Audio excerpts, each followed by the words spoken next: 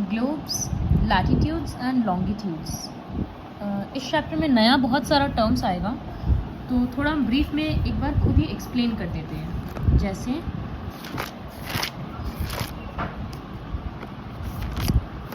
ये अगर अर्थ है गोल, तो इसमें बहुत सारा पॉइंट्स, जैसे ये मिडिल में जो लाइन होता है ये है हॉराइजेंटल लाइन, इमेजिनरी लाइन। तो हम लिख रहे हैं इमेजिनरी हॉराइजेंटल लाइन। इसको हम लोग बोलते हैं लैटिट्यूड। इमेजिनरी क्यों है? क्योंकि ये अर्थ में ड्रॉ नहीं किया हुआ है, हम लोग इमेजिन करते हैं कि अर्थ में ऐसे लाइन्स है, ताकि हम लोग लोकेशन ठीक से समझा पाएँ। उसी तरह से ये 0 डिग्री, तो इसको जो अर्थ के एकदम बीचों बीच है इसको इक्वेटर बोलते हैं। इस तरह से 1 डिग्री, 2 डिग्री, 3 डिग्री कर करके पूरा 90 डिग्रीज तक लाइन्स है। तो यहाँ तक आते आते 90 डिग्री हो जाता है, वो पोल होता है। इसी तरह से ऊपर में भी 1 डिग्री, 2 डिग्री, 3 डिग्री करके और 90 डिग्रीज तक है, तो यहाँ पर भी एक पोल है। तो देखो, सिंस ये बीचों बीच है, तो ये इक्वेटर के ऊपर का जो पोर्शन होता है इसको बोलते हैं नॉर्दर्न हेमिस्फीयर। स्फीयर मतलब तो पता है, गोल बॉल जैसा। हेमिस्फीयर क्यों बोल रहे हैं? क्योंकि ये आधा है, तो ये पूरा पोर्शन होता है नॉर्दर्न हेमिस्फीयर। उसी तरह से नॉर्थ के अपोजिट में साउथ, तो ये पूरा पोर्शन है साउदर्न हेमिस्फीयर। तो equator divides the earth into 2 portions, northern hemisphere and southern hemisphere. Equator को ग्रेट सर्कल भी बोलते हैं। और कितना सारा लैटिट्यूड्स हुआ? 90 लैटिट्यूड्स यहाँ था और 90 लैटिट्यूड्स यहाँ था, तो 90 + 90 टोटल 180 लैटिट्यूड्स होता है। तो what is a latitude? A latitude is an imaginary horizontal line on the surface of earth. They are also called as parallels of latitude. जैसे ये एक 0 डिग्री है, ये एक लैटिट्यूड ड्रॉ किए हैं, फिर ये एक लैटिट्यूड है, तो ये हम लोगों को क्या दिख रहा है कि सब एक दूसरे से पैरेलल है। इस वजह से इन लोगों को बोला जाता है पैरेलल्स ऑफ लैटिट्यूड। सबके बीच का डिस्टेंस इक्वल होता है, 1-1 डिग्री के दूरी पर होता है, तो इक्वल एंड पैरेलल। दूसरा क्या फीचर होता है इनका कि देखो, ये समझ में आ रहा है कि ये वाला लाइन लंबा है, ये वाला लाइन छोटा पड़ जा रहा है, क्योंकि यहाँ से शेप ही कम जा रहा है। तो पैरेलल्स ऑफ लैटिट्यूड जो होता है, सबका लेंथ या सरकमफरेंस भी बोलते हैं, पेरीमीटर मतलब, वो इक्वल नहीं होता है because of the shape of the earth. तो ये सारा था लैटिट्यूड के बारे में। Middle latitude is called equator और great circle. It divides the earth into 2 hemispheres, northern hemisphere and southern hemisphere. अच्छा, एक्चुअली इसके पहले ही कुछ बोलना था कि सपोज ये अर्थ है, तो ये रोटेट करता है, ऐसे ऐसे घूमते रहता है। ये अर्थ का एक्सिस है, ये टिल्टेड है, मतलब सीधा नहीं है, परपेंडिकुलर नहीं है। देखो, ये एक प्लेन है जिसको बोलते हैं परपेंडिकुलर प्लेन, और ये है ऑर्बिटल प्लेन। ये लाइन थोड़ा सा नीचे जाता, वो यहाँ पर मिलता, ये है ऑर्बिटल प्लेन एक्चुअली।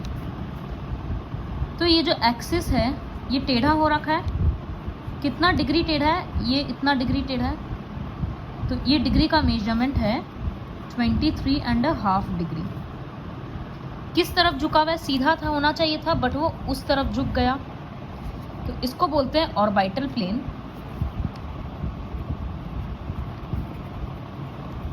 और इसको बोलते हैं परपेंडिकुलर प्लेन।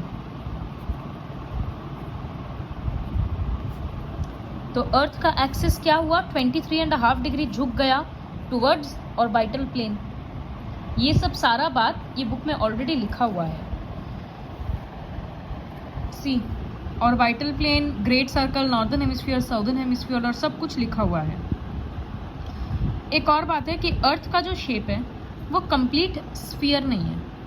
थोड़ा सा लगेगा कि ऊपर से पिचका दिया गया। अगर एक बॉल को ऊपर से ऐसे पिचका देंगे तो साइड से फुल जाएगा, वो वही होता है अर्थ का शेप। ये क्यों होता है? सेंट्रीफ्यूगल फोर्स बोलकर एक फोर्स होता है, उसके कारण।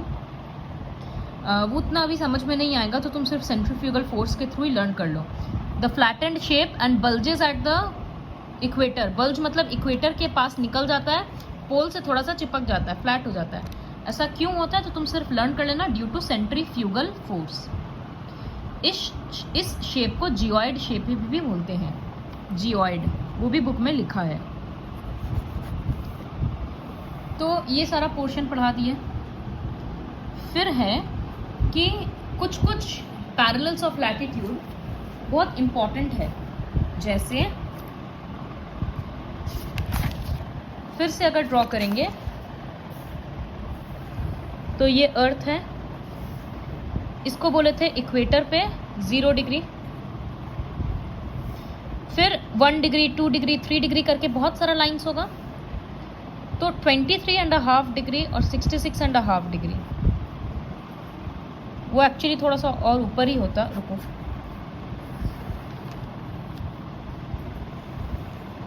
ये 0 डिग्री है, ये 23.5 डिग्री साउथ है क्योंकि नीचे तरफ है। इसी तरह से 66.5 डिग्री ये भी साउथ है। तो नॉर्थ में भी हम बना सकते हैं सेम चीज़ करके। ये है 23.5 डिग्री नॉर्थ और ऊपर में 66.5 डिग्री नॉर्थ। तो ये जो 4 लाइन है, बीच वाला तो इक्वेटर है, हम लोगों को पता है। बाकी जो 4 लाइन है, ये 4 लाइन का भी नाम है जो कि इम्पॉर्टेंट है लर्न करना। 66.5 डिग्री नॉर्थ को बोलते हैं आर्टिक सर्कल, 23.5 डिग्री नॉर्थ को बोलते हैं ट्रॉपिक ऑफ कैंसर, इसको बोलते हैं ट्रॉपिक ऑफ कैप्रिकॉर्न, और इसको बोलते हैं एंटार्क्टिक सर्कल। ये लाइंस का नाम दे दिया गया है, तो वो लाइंस का नाम को लर्न करना है। इसके बेसिस पे हीट जोन्स डिवाइड हुआ है। जैसे इक्वेटर में धूप बहुत ज़्यादा रहता है, तो इक्वेटर के आसपास का ये रीजन, ठीक इसी तरह से नीचे तक यहाँ, तो 23.5 degree north to 23.5 degree south, यहाँ पर बहुत गर्मी रहता है। इसको बोलते हैं टॉरिड जोन, क्योंकि यहाँ पर धूप सीधा सीधा पड़ता है। फिर इसके ऊपर जब जाएंगे 23.5 नॉर्थ टू 66.5 नॉर्थ, ये वाला रीजन को बोलते हैं टेम्परेट जोन। मतलब यहाँ पर बहुत ज़्यादा धूप भी नहीं और बहुत ज़्यादा ठंड भी नहीं, एवरेज मौसम रहता है। ठीक उसी तरह से 23.5 टू 66.5 यहाँ पर भी टेम्परेट जोन रहता है। इसके ऊपर जाने से फ्रिजिड जोन आता है। फ्रिजिड जोन मतलब जहाँ पर बहुत कम ठंड पड़ता है, बहुत कम गर्मी पड़ता है। तो जैसे रशिया वगैरह का कितना सारा पार्ट्स होता है और पोल्स होता है कि बहुत ठंड, पूरे टाइम बर्फ़ से कवर्ड रहता है, वो होता है फ्रिजिड जोन। तो ये टॉरिड जोन जहाँ बहुत गर्मी, टेम्परेट जोन जहाँ पर एवरेज टेम्परेचर, और फ्रिजिड जोन जहाँ पर बहुत ज़्यादा ठंड। तो ये हीट जोन हम लोग किसके बेसिस पे डिवाइड किए? लैटिट्यूड्स के बेसिस पे। तो सबसे पहले ये फिगर्स अगर बार बार हम लोग ड्रॉ करेंगे तो ऐसे ही याद हो जाएगा। तो ये था पूरा लैटिट्यूड के बारे में। क्या क्या पढ़े हम लोग? हॉरिजॉन्टल लाइंस होता है, बीच वाले को 0 डिग्री बोलते हैं, इक्वेटर, ये सारा लैटिट्यूड्स एक दूसरे से पैरेलल होता है और इक्वल डिस्टेंस पे होता है। 90 लैटिट्यूड्स साउदर्न हेमिस्फीयर में है, 90 लैटिट्यूड्स नॉर्दर्न हेमिस्फीयर में है, और हर एक लैटिट्यूड का लेंथ अलग अलग होता है। 1 डिग्री नॉर्थ पे जो लंबाई होगा वही लंबाई 1 डिग्री साउथ पे होगा, लेकिन 1 डिग्री नॉर्थ का लेंथ पेरीमीटर या सरकमफरेंस 3 डिग्री नॉर्थ या 3 डिग्री नॉर्थ से अलग होगा। तो वही है कि इनका लंबाई सेम नहीं होता है because of the shape of the अर्थ। यहाँ तक अभी तक हम लोग पढ़ चुके हैं। नेक्स्ट टॉपिक है लॉन्गिट्यूड्स का। तो लॉन्गिट्यूड्स क्या होता है? लॉन्गिट्यूड्स एक्चुअली ठीक इसका उल्टा होता है।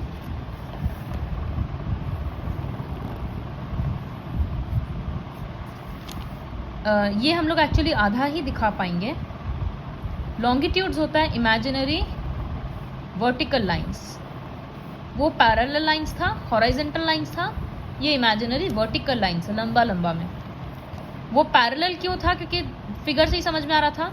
ये देखो, एक से शुरू हो रहा है दूसरे पे ख़त्म हो रहा है, तो ये ऑब्वियसली दिख रहा है कि पैरेलल तो नहीं है, तो इसीलिए इसको बोलते हैं मेरिडियंस ऑफ लॉन्गिट्यूड या लाइंस ऑफ लॉन्गिट्यूड। एक जगह पे होता है, एक से शुरू होता है दूसरे पे ख़त्म होता है।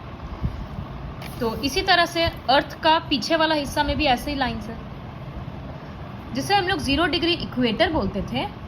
वैसे ही यहाँ का जो 0 डिग्री है, ये लंदन का एक जगह है ग्रीनविच, वहाँ से पास करता है। तो इसीलिए इसको बोला जाता है प्राइम मेरिडियन, GMT, हाँ प्राइम मेरिडियन ही बोला जाता है इसको। तो ये 0 डिग्री पे है। ठीक इसके उल्टे तरफ में, जिससे अगर यहाँ पर 0 डिग्री है तो ठीक, ये तो गोल शेप है ना, तो ठीक इसके उल्टे तरफ में, मतलब यहाँ पर 180 डिग्री है। तो 0 डिग्री को बोला जाता है प्राइम मेरिडियन,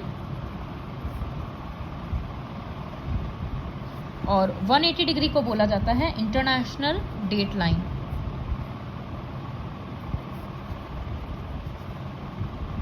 ये बोला जाता है। तो ये 0 डिग्री और इधर उधर साइड में 180 डिग्री, वो दोनों मिलाकर पूरे अर्थ को फिर से 2 हिस्सा में बांट देता है। पहले कैसे बटा था? ऊपर नीचे, नॉर्दर्न हेमिस्फीयर, साउदर्न हेमिस्फीयर। अब कैसे बट जाएगा? ये वाला गोल को बोलते हैं ईस्टर्न हेमिस्फीयर, और इधर में जो पोर्शन मिलेगा स्फीयर का, उसको बोलेंगे वेस्टर्न हेमिस्फीयर। तो आधा ये हिस्सा हो जाएगा और आधा ये हिस्सा हो जाएगा। तो ईस्टर्न हेमिस्फीयर और वेस्टर्न हेमिस्फीयर, ऐसे अर्थ को डिवाइड कर देते हैं lines of longitude. Lines of longitude total 360 होता है। 180 लाइन्स इस तरफ और 180 लाइन्स वेस्टर्न हेमिस्फीयर में। और ये सब पैरेलल नहीं होता है, और एक पॉइंट से शुरू होता है दूसरे पे ख़त्म होता है। इनका लंबाई सेम होता है। सो अगेन देखो यहाँ लिखा है, while latitudes do not have the same circumference length, all lines of longitude are of equal length। ये सारा है, जिसे देखो हम बताए थे कि ये 0 डिग्री है, ठीक इसके अपोजिट साइड में यहाँ पर 180 डिग्री है। तो अगर 0 और 180 मिलाकर ये पूरा बॉक्स 2 हिस्से में बट गया, ये पूरा आधा और ये वाला पूरा आधा, ठीक उसी तरह से अर्थ भी डिवाइड हो जाता है। नेक्स्ट टॉपिक है लोकेटिंग प्लेसेस ऑन अर्थ। जब हम लोग कोई जगह बताते हैं अर्थ में, तो लैटिट्यूड्स और लॉन्गिट्यूड्स दोनों को यूज़ किया जाता है। इससे हम लोग को एक्यूरेट समझ में आता है कि वो एग्जैक्ट पोजीशन कहाँ पर है। जैसे अगर कोई शिप है, वो पानी के बीच में अपना अगर लोकेशन बताएगा, तो वो जैसे बताएगा कि 30 डिग्री नॉर्थ, 22 मिनट्स ईस्ट। इसका मतलब नॉर्दर्न हेमिस्फीयर, जैसे ये देखो, ये सारा लैटिट्यूड लॉन्गिट्यूड्स था। अब हम इसी के ऊपर लैटिट्यूड्स भी ड्रॉ कर रहे हैं। तो ये जो मिक्स नेटवर्क बन गया ना, ये पूरा नेटवर्क जैसा बन गया, इसको ग्रिड बोलते हैं। अब अगर कोई अपना लोकेशन भेजा 30 डिग्री नॉर्थ, 22 मिनट ईस्ट, इसका मतलब नॉर्दर्न हेमिस्फीयर में गिन लेंगे, मतलब वो मैप के थ्रू हो जाएगा, ग्लोब के थ्रू, कि 22 डिग्री ईस्ट कहाँ पर है, 22 डिग्री सपोज यहाँ पर, तो ये उसका लोकेशन रहेगा।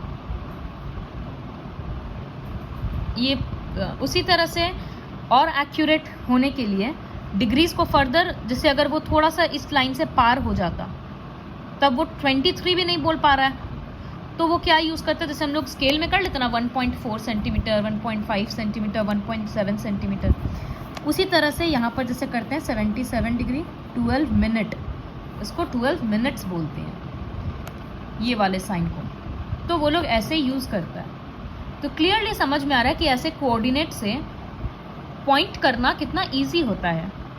इतना सारा अलग अलग प्लेसेस है जो हम लोग मूवीज़ वगैरह में देखते हैं, CID वगैरह के टाइप के सीरियल्स में भी, कि लोग फ़ोन ट्रैक कर रहा है, लोकेशन ट्रैक कर रहा है, तो वो लोग एग्जैक्टली वो कोऑर्डिनेट्स ही बताता है।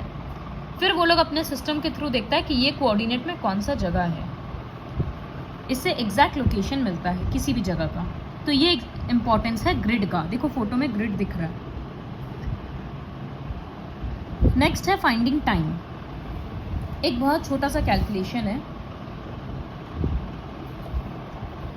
हम बताए थे कि 360 लॉन्गिट्यूड्स होता, तो अर्थ रोटेट करने में कितना टाइम लेता है? 24 आवर्स।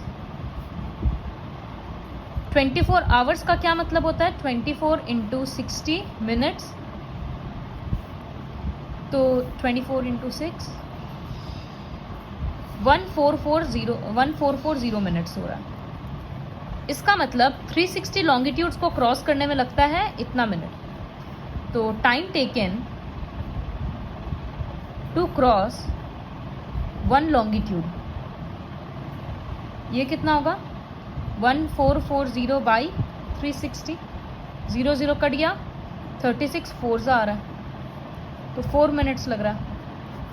इसका मतलब एक लॉन्गिट्यूड क्रॉस हो जाता है 4 मिनट्स में। अगर यहाँ पर अभी सन है तो यहाँ पर धूप पड़ रहा है, 4 मिनट के बाद धूप यहाँ ओवरहेड आएगा, फिर इस तरह से यहाँ आएगा, तो हर एक लॉन्गिट्यूड के लिए 4 मिनट होता है। फिर देखो, जैसे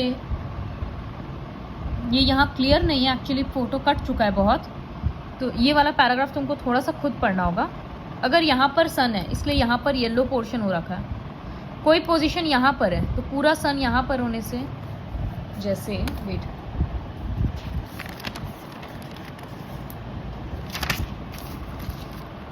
अगर ये पूरा सन है और यहाँ पर अर्थ है, तो एक जगह है समझो A, एक जगह है B, इस तरह से हो सकता है C और D। तो अभी A में क्या है? धूप सीधा सीधा पड़ रहा है, तो A में कौन सा टाइम होगा? दिन का नून, 12 बज रहा होगा, 12-1 उस टाइम का टाइम। B में क्या है? धूप पड़ना शुरू हुआ है, थोड़ा थोड़ा धूप है, तो ये सनराइज हो रहा है। E में क्या है? इवनिंग हो रहा है, शाम। उसी तरह से D में क्या है? नून का एग्जैक्ट अपोजिट, मिडनाइट है यहाँ पर।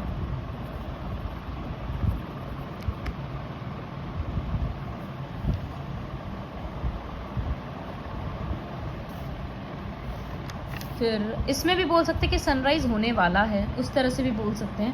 तो ये होता है कि हम लोग को समझ में आ रहा है। अब क्या है? अर्थ तो रोटेट कर रहा है ना, वो अभी ऐसे है, वो तो धीरे धीरे घूमेगा, तो कभी फिर 24 घंटा में क्या होगा? A भी पीछे चला जाएगा, D भी यहाँ आ जाएगा, इस तरह से सब कुछ चेंज होगा। तो इस वजह से सन का रोटेशन, अर्थ का रोटेशन की वजह से डे और नाइट होता है। फिर हम तुमको बताए थे कि 1 डिग्री में 4 मिनट का फर्क पड़ता है। तो समझ में आ रहा है कि हम लोग जो बीचों बीच, जैसे अगर इंडिया यहाँ पर है तो इंडिया में अभी हम लोग बोल रहे हैं 12 PM है, तो अब पूरा वर्ल्ड तो उसको 12 PM नहीं मान सकता ना, क्योंकि कितने लोगों के पास तो सन ही नहीं दिख रहा। तो ये ज़रूरी है कि अर्थ सिंस इतना बड़ा है तो हर जगह का टाइम अपना अपना होता है। उसी चीज़ को हम लोग लोकल टाइम बोलते हैं। जैसे जब मेरे पास हमको सन ऊपर दिख रहा है ओवरहेड, और हम अपने घड़ी में 12 बजे सेट कर देंगे, ये अभी सन ऊपर है तो 12 बज रहा है, तो वो घड़ी अगर हम उसको फॉलो करेंगे तो वो लोकल टाइम बोला जाएगा। तो ऐसे तो बहुत कन्फ्यूजन होगा, मेरा 12 तुम्हारा 12, सबके लिए 12 भी अलग हो जाएगा, तो सबका पूरा क्लॉक ही अलग हो जाएगा। इस वजह से ये जो 0 डिग्री मेरिडियन था, जिसको प्राइम मेरिडियन बोलते हैं, इसका टाइम को स्टैंडर्ड टाइम माना जाता है। फिर जैसे इंडिया क्या है? ईस्टर्न हेमिस्फीयर में है। ईस्ट में जाने के लिए हम लोग टाइम को ऐड करते हैं और वेस्ट में जाने के लिए हम लोग टाइम को सबट्रैक्ट करते हैं। तो प्राइम मेरिडियन से इंडिया का टाइम में 5.5 घंटा का फ़र्क है, 5.5 आवर्स। इसीलिए हम लोग मोबाइल वगैरह में देखते हैं लिखा हुआ रहता है +5.3 GMT, मतलब ग्रीनविच मेरिडियन टाइम से 5.5 घंटा इंडिया आगे है। तो प्राइम मेरिडियन में अगर 12 PM हो रहा है, इसका मतलब इंडिया में शाम का 5:30 बज रहा है। प्राइम मेरिडियन में अगर 1 बज रहा है दोपहर का, तो इंडिया में शाम का 6:30 हो रहा है। तो जो भी ग्रीनविच का टाइम है, सारा कंट्रीज उसके अकॉर्डिंगली अपना लोकेशन देखकर टाइम सेट करता है। अब इंडिया भी तो इतना बड़ा है, तो उससे भी अलग अलग लॉन्गिट्यूड्स क्रॉस करेगा। हम लोग को पता है कि जैसे नॉर्थ ईस्ट में सनराइज, ईस्ट में सनराइज हो रहा है, तो नॉर्थ ईस्टर्न स्टेट से वहाँ पर बहुत जल्दी सनराइज हो जा रहा है, 5 बजे ही, 4 पौने 5 बजे से ही रोशनी आ जा रहा है। यहाँ पर बंगाल में 6 बजे तक आ जा रहा है, 5:30 तक आ जा रहा है। वेस्ट में जो लोग रहते हैं गुजरात वगैरह में, वहाँ तो 7 बजे तक ही सूरज निकलता है, लेकिन फिर भी हम लोग टाइम तो एक ही मानते हैं। ऐसा तो नहीं है कि 7 बजे उनको धूप दिख रहा है तो वो लोग बोल रहे कि नहीं अभी मेरा 5 बजे है सुबह का। तो ये ऐसे अगर सब अपना अपना स्टेट अपना अपना टाइम मानेगा तो बहुत कन्फ्यूजन होगा। तो इंडिया एक स्टैंडर्ड टाइम को चूज़ किया है जिसको बोलते हैं Indian standard time. Time meridian पे डिपेंड कर रहा था, तो इंडिया एक स्टैंडर्ड मेरिडियन चूज़ किया है जो कंट्री के बीचों बीच से जाता है, जिसका लोकेशन यहाँ लिखा हुआ है। 82 डिग्री 30 मिनट ईस्ट को स्टैंडर्ड मेरिडियन बनाया है, जो कि इलाहाबाद के पास से क्रॉस करता है। यहाँ पर जो टाइम है पूरे इंडिया वही टाइम को फॉलो करता है। फिर इंटरनेशनल डेट लाइन, तो सपोज ये अगर ग्रीनविच है 0 डिग्री, तो इसके बेसिस पे हम लोग क्या कर दिए, टाइम सेट कर दिए। ठीक इसके अपोजिट में क्या था, इंटरनेशनल डेट लाइन था। तो जो इंसान इंटरनेशनल डेट लाइन को क्रॉस करेगा, अगर कोई इंडिया में है और वो इंटरनेशनल डेट लाइन को क्रॉस कर दिया, तो वो अपना घड़ी को, वो अपना डेट को एक दिन पीछे करेगा, क्योंकि ईस्टर्न हेमिस्फीयर आगे चलता है। इसी तरह से वेस्ट साइड से अगर कोई आएगा इंटरनेशनल डेट लाइन में, तो उसके लिए एक दिन आगे हो जाएगा। जैसे अभी हम लोगों के लिए रात अगर हो चुका, बट लंदन में, अमेरिका में लोगों, लंदन नहीं अमेरिका में लोगों के लिए दिन चल रहा है, तो वो लोग हम लोग से पीछे चल रहे हैं ना। सपोज आज है 1 मई, अभी का टाइम है 7 बज रहा है। अमेरिका में लोगों के लिए अभी दिन का कुछ बज रहा होगा, मे भी दिन का 7-8 कुछ हो रहा होगा, तो वो लोग हम लोगों से थोड़ा पीछे चल रहे हैं। वही है कि इंटरनेशनल डेट लाइन अगर क्रॉस करते हैं तो हम लोग को डेट चेंज करना पड़ता है, और ग्रीनविच अगर हम लोग क्रॉस करते हैं तो हम लोगों को टाइम चेंज करना पड़ता है। ये सिग्निफिकेंस है पूरा लैटिट्यूड्स और लॉन्गिट्यूड्स का।